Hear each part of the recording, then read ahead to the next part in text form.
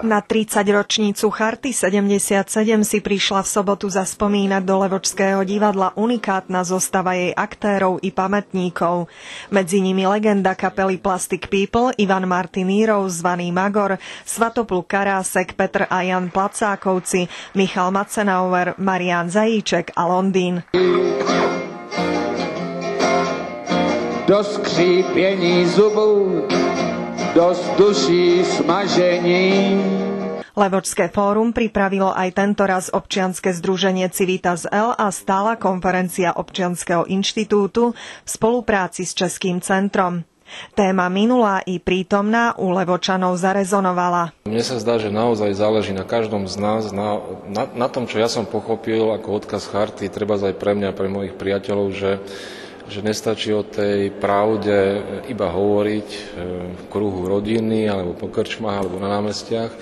Treba pre tú pravdu niekedy aspoň raz v živote niečo urobiť. Verím, že to má na ľudí nejaký dosah, verím, že odchádzajú minimálne zamyslení, minimálne rozmýšľajúci o niečom, o čom si my myslíme ako organizátori, že je pre našu spoločnosť dôležité. Charta 77 vznikla ako neformálna československá občianska iniciatíva, kritizujúca politickú a štátnu moc za nedodržiavanie ľudských práv. Práve na tomto fóre zaznela otázka, či nedozrel čas na Chartu 2007.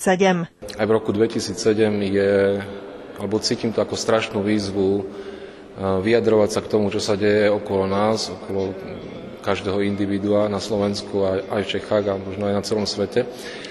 A niečo preto urobiť. No, my skúšame urobiť aspoň fórum, aby sme dokázali sa s ľuďmi rozprávať a sprostredkovať im niečo, čo si myslím, že je dôležité. Prvými signatármi Charty 77 boli také osobnosti intelektuálneho života ako Václav Havel, filozof Jan Patočka či Pavel Kohout. Aj keď bol počet signatárov Charty v porovnaní s celkovým počtom obyvateľov pomerne malý, Charta je dodnes jedným z najvýznamnejších dokumentov, ktorý deklaroval odpor voči starému režimu. Pre mňa ľudia, ktorí podpísali Chartu, urobili ten svoj najväčší skutok v živote a mnohí na to aj doplatili. Pre mňa je Charta 77 strašne dôležitý moment v našich dejinách a bolo by hriechom na odkaz Charty zabudnúť svojej kariéry. Zdravia.